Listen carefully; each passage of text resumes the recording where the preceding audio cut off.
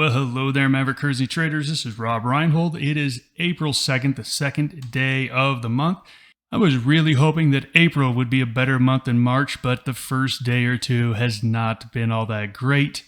And even the crypto market that was really the saving grace in March really tripped up today. So let's take a look at it. In this session, we're going to take a look at the news of the day. We're going to take a look at the broad markets, commodities. We're going to score everything fresh. The equity markets, all of the cryptos, all of the currencies, and we're going to take the highest scores and pair them against the lowest scores for our crypto pairs and trade setups. Disclaimer. This video was created for professional Forex and crypto traders. Maverick Currencies is a proprietary trading firm that employs professional traders around the world. Our traders trade firm capital and keep 70 to 80% of profits they generate. All trades and analysis in this video are for professional traders only. If you are interested in becoming a professional Forex and currency trader for Maverick, click the apply button in the video description. Let's break down what happened today. Today was actually the biggest down day we've had in equities for quite a while. We got the German CPI overnight. It was up 4%, not down 4%, but it was supposed to be up 5%. So inflation numbers are coming down over in Europe. We've already seen the Swiss National Bank cut. The question is the ECB the next central bank that cuts? We got the JOLTS job openings out of the US down to 8.76. That was right as expected, but remember, the Fed has said they want those under 10 million.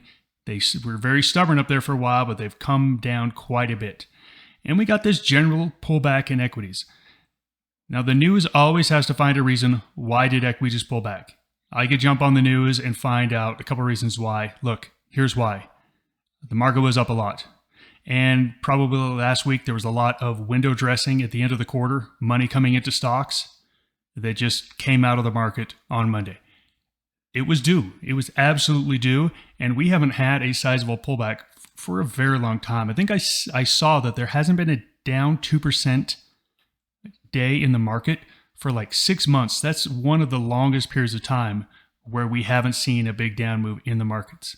So with that big down move in the markets, you would think we'd get a lot of volatility in Forex. Nope, we didn't. Look at these numbers. These numbers are pathetic. Plus minus 0.1%. The only trade that's working, and it's the only trade that we've liked at Maverick over the last 2 weeks, is short Swiss franc. Look, short Swiss franc and short Kiwi has been about the only trade that works, and there hasn't been really great currencies to be long those against, but those have been the two clear trades. Swiss franc continues to fall, and we got a little bit of outperformance out of the Aussie and Kiwi today. But you can see here, this is not a great trading day whatsoever. Now, we've been taking a look over at crypto to say, hey, you know what? Forex isn't moving. What's moving? Gold is moving. I talked about that last week. Gold is having a great move. Gold's doing great. Oil, I talked about oil moving higher. It's doing great. The crypto stumbled today. We're going to spend a lot of time on the crypto charts and take a look at, is this just a little pullback or is this a change of something more? The equity markets, down 0.7%. The S&P, it was down about 1.1% the low, so we did close off of the lows. Here's what happened in the crypto space. We basically had 5% drops in Bitcoin and Ethereum, smaller drop in Bitcoin Cash, and Litecoin said, hey, you know, I'm still not done going up.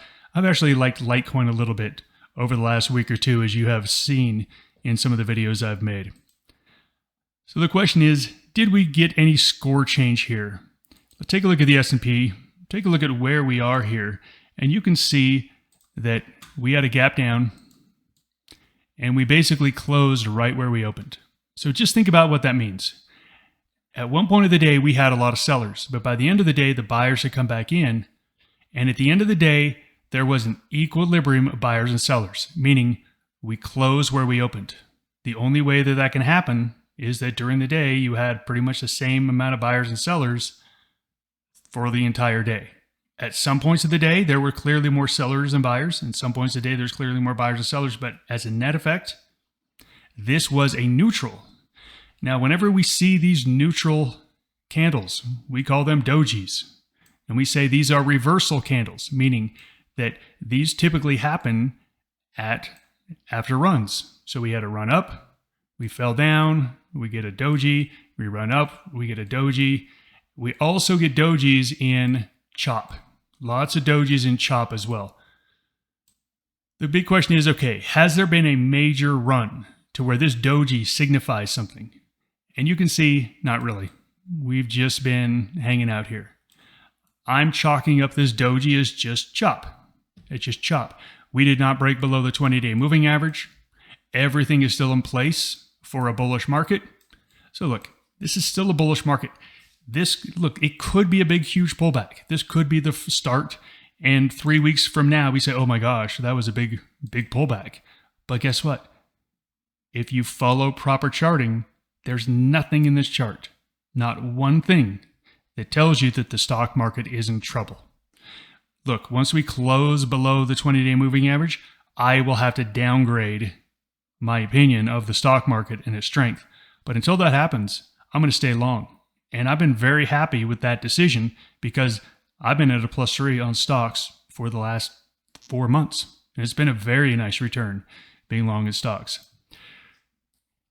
Let's talk about the rest of the schedule here over the next 24 hours.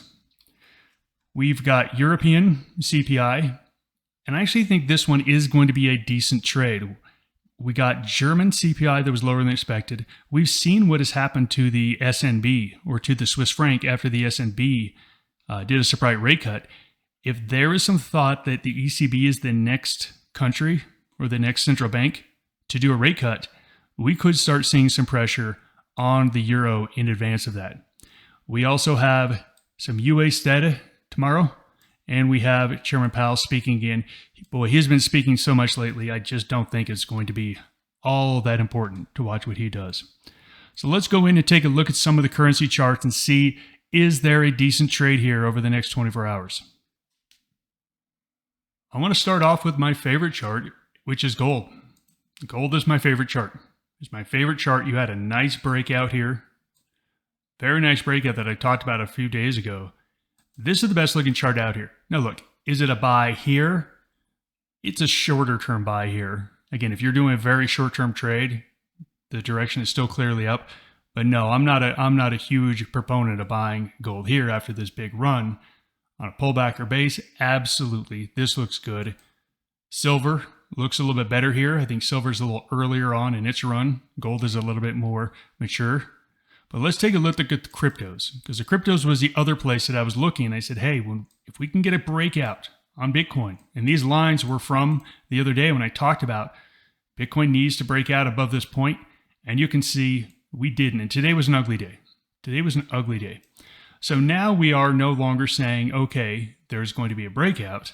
What we're saying is, okay, there's going to be a support line. Where is that point?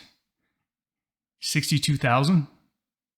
Problem is that is right below the 50-day moving average. What I would love to see is a pierce below and a recovery with another green candle after that recovery. That to me would be a decent buy signal. The problem is my target would have to be 70,000. There's a lot of resistance out there. So look, if we come all the way down, we pierce through this, we bounce up, I might be able to get back in at 66,000. There's not a ton of upside on this trade. Just not a ton of upside. Ethereum looks worse. I'm actually not even interested in trying to buy Ethereum off of a buy. Just not interested at all. It's not even on my radar. Litecoin, this is the kind of price action I'm talking about. Comes down, pierces, recovers. This is good price action. If I had to buy a crypto right now, I would be buying Litecoin. And I know it's crazy because you say, wait, Rob, Bitcoin, Ethereum lost 5-6%, and you're saying those aren't a buy, and Litecoin that just ran hard is a buy? Yes. In the world of trading, the only way you can make money is if you are in a trade where there's more buyers than sellers. Now, if you're getting into Bitcoin and Ethereum right here, you're hoping and praying that somewhere during your trade before you get stopped out, that supply-demand imbalance changes. That's what you're hoping and praying for. The Litecoin trade, it's right there right now. And you're hoping that it doesn't change by the time you get out. Do you see how one is way easier, way more powerful to identify? We have no idea when the supply and demand imbalance is going to change. May as well get on the train going the right way. So for me, Litecoin is the best crypto trade out here. Let's start to talk about some specifics here. We can see a lot of resistance up here in the 110 area, spikes up to the 113.